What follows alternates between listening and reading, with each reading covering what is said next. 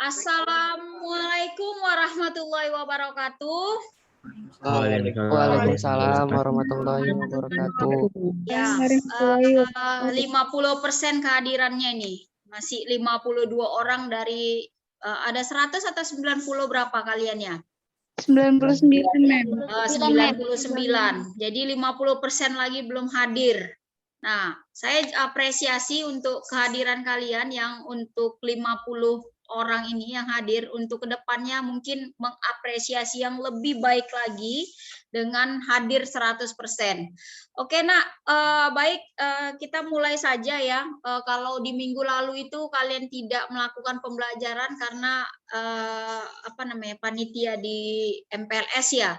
Untuk minggu ini kita lanjut ya, karena apa? Untuk di materi kelas 12 itu banyak sekali, karena sampai dengan semester 5 ini pembelajaran sudah selesai, materi-materi pembelajaran itu sudah selesai, makanya kita harus kejar tayang di 5 bulan terakhir ini untuk pemenuhan materi-materi yang ada di kelas 12 ya. Nanti sebelumnya kalian juga akan lebih lebih fokus ke materi-materi untuk masuk ke perguruan tinggi. Baik, saya lanjut saja untuk share PPT saya pada pagi hari ini. Ini udah kelihatan ya PPT saya? Sudah kelihatan, Nak? Belum, Mem. Belum, Mem. Udah, Mem. Udah, oke. Jadi sebelum memulai pembelajaran, PPT sejarah saya yang saya bawakan kali ini adalah saya ambil dari idsejarah.net. Kalian bisa belajar, kalian boleh follow Instagramnya, boleh follow Facebooknya, kemudian boleh lihat di YouTube-nya juga tentang video-video yang dibuat dari idsejarah.net ini. Jadi bagus sekali ya untuk pembelajaran sosial kalian, apalagi untuk pembelajaran menghadapi ujian bagi yang mau ngambil ke jalur soshum. Jadi ini bagus sekali, ini boleh kalian lihat ya dari idsejarah.net. Oke, jadi materi yang awal kita itu kita akan membahas ya materi tentang mempertahankan kemerdekaan dari ancaman disintegrasi bangsa. Nah, jadi indikator pembelajaran kita pada hari ini adalah menganalisis ya apa saja bentuk-bentuk ancaman disintegrasi yang terjadi di Indonesia. Ya, jadi indikator ini itu nanti akan menjadi tujuan pembelajaran kita, di mana apa? Pembelajaran kali ini kita harus mampu untuk apa? Untuk melihat ya, untuk melihat dan kemudian untuk menyebutkan apa saja bentuk-bentuk ancaman yang pernah terjadi di awal kemerdekaan Indonesia. Ya, oke.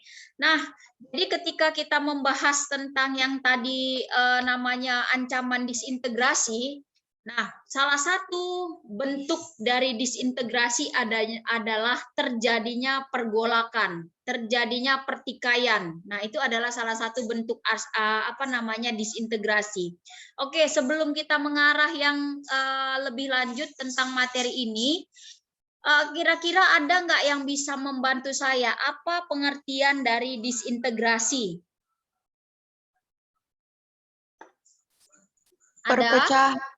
Perpecahan, Mem. Iya, terima kasih Anissa Pratiwi ya.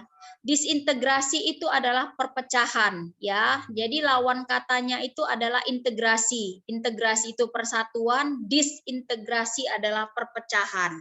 Nah, jadi nanti ya kita akan membahas bagaimana keadaan bangsa Indonesia ketika di awal-awal kemerdekaan, ya di awal-awal kemerdekaan atau pasca kemerdekaan Indonesia. Jadi di awal-awal kemerdekaan Indonesia itu nanti bangsa Indonesia itu akan menghadapi banyak sekali gangguan-gangguan, rintangan-rintangan dan masalah-masalah yang terjadi. Baik itu dari segi politik, kemudian ekonomi yang morat-marit, sosial budaya, karena apa? Masa peralihan kita. Masa peralihan dari mana? Dari penjajahan, ya kan? Kemudian ke era kemerdekaan.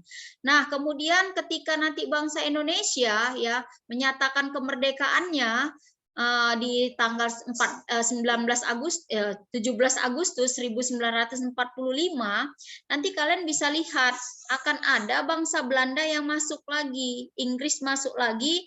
Rencana Inggris masuk itu tugasnya adalah melucuti senjata Jepang. Ternyata enggak, ternyata apa? Ternyata dia memboncengi Nica, sehingga apa? Sehingga terjadilah nanti agresi militer. Itu salah satu apa? Salah satu yang dihadapi kendala bangsa Indonesia di awal masa kemerdekaan. Itu dari luar. Nah, dari dalam sendiri bagaimana?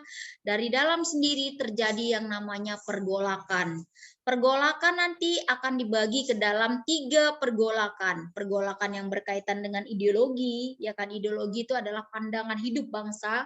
Kemudian pergolakan yang berkaitan dengan kepentingan, kemudian pergolakan yang berkaitan dengan sistem pemerintahan. Pergolakan atau yang disebut dengan namanya pemberontakan. Itu sama ya, Nak. Nah, kita lanjut saja. Ada pergolakan atau pemberontakan yang sifatnya berkaitan dengan ideologi atau pandangan hidup, ya kan, pandangan hidup bangsa yang ingin mengganti ideologi bangsa kita. Nah, antara lain ada apa? Ada PKI Madiun, ada DITII, ada G30 PKI yang ingin mengganti ideologi bangsa Indonesia menjadi ideologi kaumnya. Ya, PKI nanti ingin mengganti ideologi Pancasila menjadi ideologi komunis. DITII ingin mengganti ideologi Pancasila menjadi ideologi Islam, ya kan? Sama seperti G30 SPKI dengan Madiun ini sama. Oke, nah kita akan membahas satu-satu pergolakan yang berkaitan dengan ideologi, ya. Pergolakan yang berkaitan dengan ideologi yang kita maksudkan yang pertama adalah pemberontakan PKI Madiun atau pergolakan PKI Madiun yang terjadi 1948. Ini masih ya baru-baru Indonesia merdeka. Jadi sekitar 3 tahun Indonesia merdeka sudah terjadi pergolakan. Nah, pergolakan Madiun. Nah, apa yang menjadi latar belakang di pergolakan Madiun? Ini kalian bisa lihat ya, ketika jatuhnya kabinet Amir Saripudin yang waktu itu Amir Saripudin ini menjadi salah satu seorang perdana menteri. Jadi nanti di pembelajaran kita ada namanya kabinet-kabinet, ya kan, ada kabinet parlementer, ada kabinet liberal. Nah, seperti itu. Nah, nanti si Amir Saripudin ini adalah salah satu ya perdana menteri yang pada saat itu dia merasa bahwasannya program-program yang dijalankannya itu baik, kenapa dia bisa dijatuhkan gitu. Padahal kalian nanti akan lihat ya, setiap kabinet itu nggak akan bertahan lama, paling lama 2 tahun dia. Nah, jadi ketika si Amir Saripudin ini kabinet jatuh, kemudian terjadilah ketidaksenangan terhadap Amir Saripudin. Kemudian nanti Amir Saripudin ini bekerja sama dengan yang namanya Musso. Musso itu adalah orang Indonesia. Dia adalah anak seorang kiai dari Jawa Timur, tapi mengenyam pendidikan dia di Rusia. Nah, ketika pulang nanti di Indonesia dia menanamkan paham komunisnya ini. Nah, temannya siapa? Temannya si Amir Saripudin ini. Ya udah, mereka lalu membentuk suatu persekutuan dan mulai membuat sebuah gerakan ataupun organisasi yang disebut dengan organisasi PKI. Tapi sebelumnya mungkin kalian bertanya-tanya, kok bisa ada ya PKI? PKI ini adalah salah satu organisasi yang sebenarnya pecahan dari Sarekat Islam. Loh, kok bisa, Bu? Kok bisa berpecah? Iya, dulu ya waktu di zaman masih ada Belanda, Sarekat Islam itu merupakan salah satu organisasi yang terbesar di Indonesia. Saking banyaknya massa, saking banyaknya orang-orang pemimpin di Sarekat Islam membuat Sarekat Islam ini terpecah menjadi 2, Sarekat berhaluan kanan dan Sarekat Islam berhaluan kiri. Yang berhaluan kiri inilah nanti bermazhabkan komunis, ya. Nah, itulah nanti akan diambil alih oleh tokoh-tokoh komunis seperti nanti ada Amir Saripudin, kemudian ada Musso, banyak lagi tokoh-tokoh komunis yang lain. Oke, nah jadi kalau kalian baca di sini akibat adanya persetujuan Rempil, kemudian persetujuan Rempil ini mengakibatkan Amir Saripudin jatuh. Iya, karena apa? Karena masyarakat menganggap bahwasannya ya kabinet ini tidak bisa mempertahankan Indonesia, dan Indonesia kalah pada persetujuan Rempil ini, sehingga terjadilah mosi tidak percaya pada kabinet ini sehingga jatuh. Itu dia. Nah, bagaimana step-stepnya, bagaimana tahapan-tahapan sehingga pemberontakan ataupun pergolakan PKI Madiun ini bisa terjadi. Nah, kalian bisa lihat ya, mereka nanti akan membuat sebuah peta wilayah, ya kan?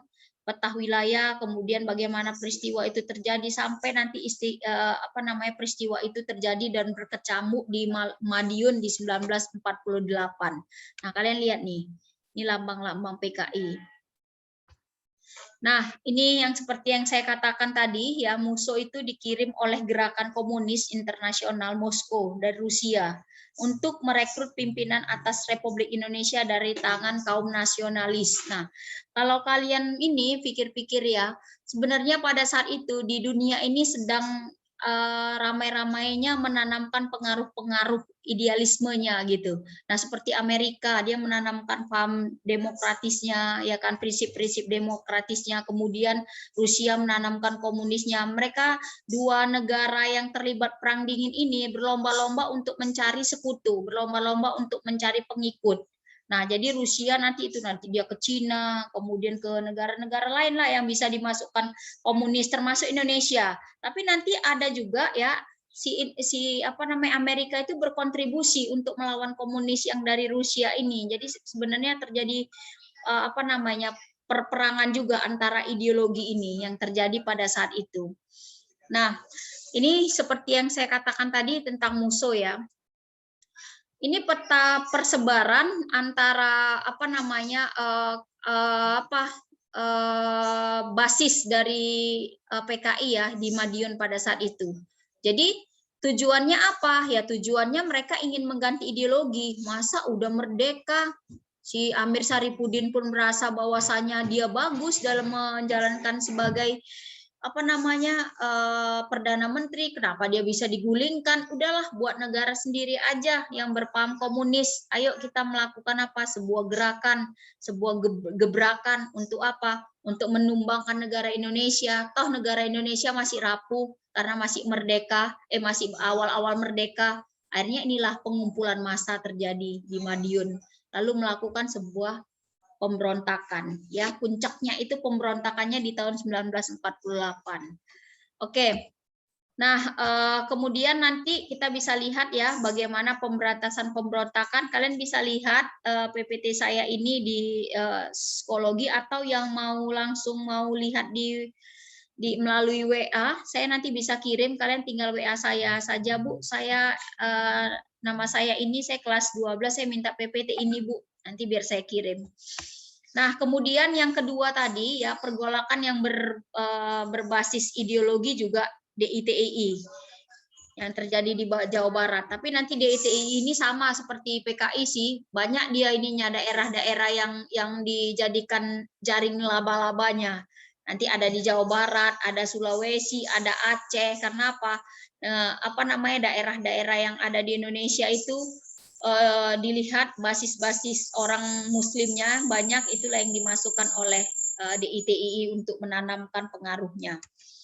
Nah, nanti ada pemimpinnya, ada si Kartosuwiryo ya, pemimpinnya itu adalah Kartosuwiryo. Karena apa ya? Karena tadi itu sesuaian yang terjadi di Indonesia dengan yang seharusnya diamanatkan dalam kemerdekaan untuk mencapai negara yang merdeka, kemudian berkesinambungan, kaya. Nah, seperti itu dia. Nanti tidak sesuai dengan jalan pemikiran Kartosuwiryo, sehingga nanti terjadilah pergolakan, terjadilah pemberontakan itu. Nah, tapi ya Kartosuwiryo ini ingin mendirikan sebuah negara Islam dia. Nah, kalian bisa baca nih ya, jadi gerakan DITII atau singkatan dari DI. DI itu Darul Islam Tentara Islam Indonesia, DITII, itu dia kepanjangannya. Jadi memang basisnya itu adalah basis Islam. Jadi mereka ingin mendirikan sebuah negara untuk negara yang berlatar belakang atau bernaungan Islam dengan membuat undang-undang berdasarkan syariat Islam. Jadi ini ditolak oleh pemerintah Indonesia karena memang ya kita sudah ada ideologi kita itu adalah Pancasila, di mana ada banyak agama di sana. Jadi nggak boleh hanya satu agama saja, Islam saja yang dijadikan tolak ukur. Oke. Kemudian nanti kalian bisa lihat seperti yang saya katakan bahwasanya DITII mulai menebarkan sayap-sayap laba-labanya, sarang-sarang laba-labanya ke berbagai wilayah-wilayah di Indonesia. Jadi seperti yang saya katakan tadi ada Aceh, ya kan, kemudian Sulawesi Selatan, Kalimantan, ada banyak ya. Jadi setiap nanti pergolakan-pergolakan ini itu bisa kalian lihat tuh.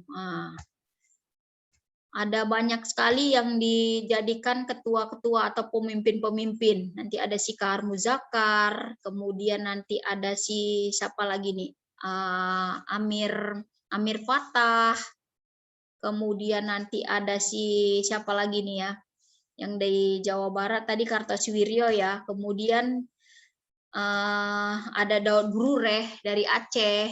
Nah itu dia. Jadi ada ini sih ya, ada tokoh-tokoh yang ditunjuk mereka itu adalah tokoh-tokoh penting untuk supaya bisa memimpin tentara-tentara tadi untuk menumbangkan Pancasila, untuk menggantikan ideologi Pancasila. Oke, nah ini kenapa bisa larinya ke Angkatan Perang Ratu Adil atau APRA?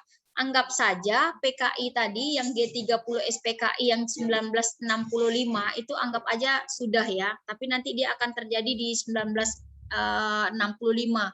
Jadi 1948 sampai 1965 sekitar berapa tahun tuh, Nak?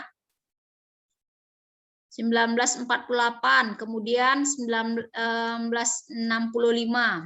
17 tahun, Mem. Nah, ada 17 tahun ya kan, setelahnya terjadi pemberontakan lagi. Oke, APRA.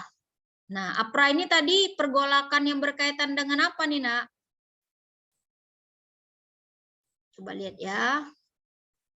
APRA ini tadi yang berkaitan dengan apa? Coba kita lihat.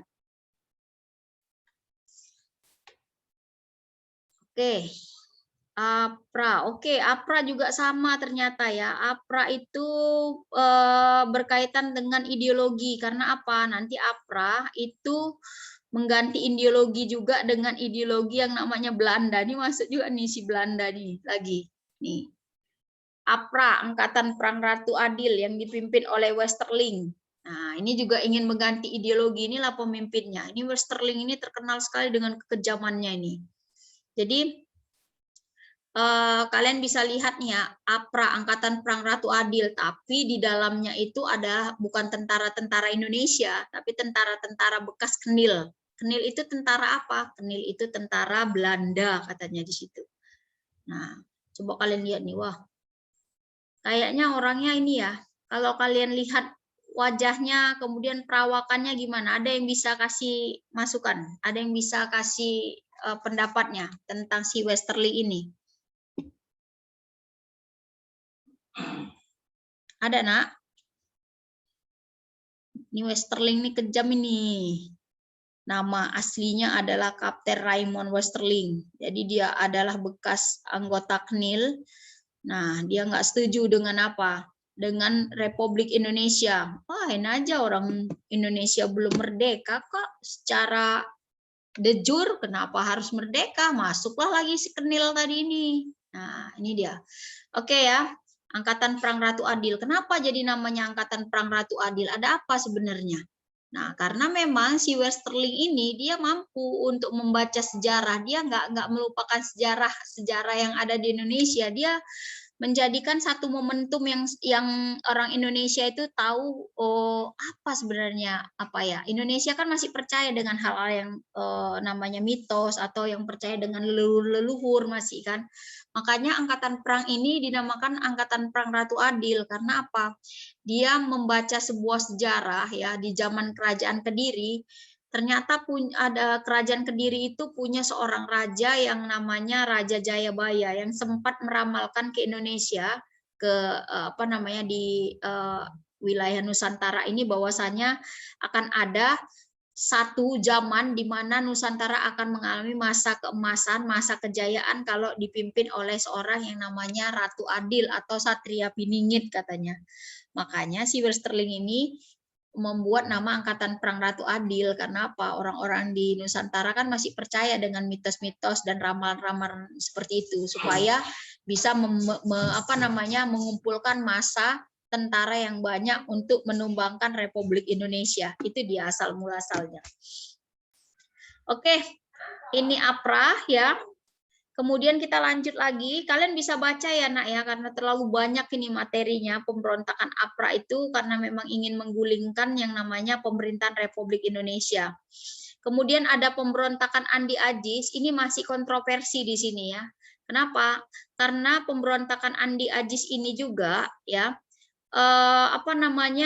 dia itu Andi Ajis ini adalah seorang pahlawan pergerakan kemerdekaan. Kenapa dia bisa dijadikan salah satu orang buronan Indonesia pada saat itu yang di blacklist namanya karena dituduh sudah melakukan pemberontakan atau pergolakan, padahal dia adalah satu tentara menentang kemerdekaan. Nah, jadi ini masih kontroversi pemberontakan Andi Ajis, tapi memang Andi Ajis itu menyatakan ketidaksenangannya terhadap pemerintah pada saat itu karena apa? Karena ada bagian-bagian peraturan-peraturan yang nggak sesuai menurut dia. Jadi dia menuntut KNIL ini bertanggung jawab atas keamanan di negara Indonesia Timur. Ya memang benar kan, KNIL ini kan tentara bentukan dari Belanda sih gitu. Jadi dia harus bertanggung jawab dengan keamanan yang ada di Indonesia Timur. Artinya keadaan di Indonesia Timur itu pada saat itu tengah genting juga gitu. Kemudian menentang masuknya APRIS, Angkatan Perang Republik Indonesia Serikat. Nah, ini APRIS ini adalah tentara-tentara yang masih bagian dari KNIL juga gitu. Nah, tapi salahnya ini adalah apa? Ini dia ingin mempertahankan negara Indonesia Timur. Nah, dia dianggap sebagai pemberontak karena apa? Nggak boleh Indonesia Indonesia itu berpecah-pecah lagi dengan Indonesia Timur, Indonesia Barat. Enggak, harus satu. Indonesia adalah Indonesia seutuhnya, bukan negara Indonesia Timur atau Indonesia Barat, tapi Republik Indonesia. Jadi akhirnya ya ketidaksenangan dari Andi Ajis ini menyebabkan dia itu ditangkap, ya kan, ditangkap supaya mempertanggungjawabkan pekerjaan-pekerjaannya karena berhasil membuat huru-hara lah pada saat itu. Nah, oke, kemudian ada pemberontakan Republik Maluku Selatan atau RMS. Ini kalau sekarang gerakan Papua Merdeka itu masih anak-anaknya lah dari sini. Nah, ini juga dipimpin oleh si Somokil, Dr. Somokil. Kalian bisa lihat ya, Dr. Somokil itu ingin membuat sebuah gerakan pemerdekaan Maluku Selatan RMS. Jadi nanti orang-orang RMS yang sudah selesai ditanggulangi oleh pemerintah Republik Indonesia itu banyak yang melarikan diri ke Belanda dan mereka membuat suaka di sana, negara perlindungan mereka yang sampai dengan saat ini masih banyak juga masyarakat Maluku yang tinggal di Belanda untuk meminta suaka. Nah, pada saat pemerintahan SBY, Susilo Bambang Yudhoyono ingin berkunjung ke Belanda pada saat itu, dia nggak jadi datang. SBY nggak jadi datang karena apa? Sudah siap-siap orang-orang suaka dari Maluku yang tinggal bermukim di Belanda itu untuk memboikot, untuk untuk mengadili SBY pada saat itu karena sudah melakukan pelanggaran hak, katanya hak asasi manusia. Karena salah satu negara yang mempunyai peradilan kelas dunia yang bisa memuat keadilan di mana saja seluruh dunia termasuklah Belanda gitu. Akhirnya SBY pun nggak jadi hadir di sana. Masa dia mau ke sana, mau apa kunjungan kenegaraan, masa mau diadilin, akhirnya nggak jadi dia ke sana. Waktu pemerintahan SBY ya. Kemudian ada PRRI Pemersta. PRRI ini adalah apa dia? Gerakan bawah tanah juga, di mana nanti ingin mendirikan sebuah negara kedaulatan dia. Oke. Berikutnya ini ada gerakan G30 SPKI ya, yang tadi saya katakan oleh kalian, ada 17 tahun setelahnya itu masuk ke sini. Oke, ini kita sudah minggu depan lagi saya akan membahas tentang pemberontakan G30 SPKI. Sampai di sini mungkin ada pertanyaan, Nak? Silakan. Ini ada apa ya? Ada diorama lubang buaya. Nah, ini sekalian aja lah. Kalian bisa lihat ya pemberontakan G30 SPKI. Nah, ini adalah pemimpin-pemimpinnya. Kemudian ini adalah jenderal-jenderal yang menjadi korban dalam tragedi tersebut. Kemudian ini adalah diorama dalam peristiwa lubang buaya, di mana dilakukan oleh para komunis-komunis, para jenderal-jenderal. Nah, lokasi lubang buaya ini berada di apa ya, sekitaran Halim Perdana Kusuma. Jadi ada museumnya, museum lubang buaya itu ada, ya. Oke, ini sudah penumpasan ya. Oke, ini nanti kita berbicara mengenai Tritura, tapi itu nanti. Dari sini, oke, ada pertanyaan, Nak, tentang bentuk-bentuk disintegrasi ataupun apa namanya tadi, bentuk-bentuk pergolakan di awal kemerdekaan, silahkan. Silahkan, Nak.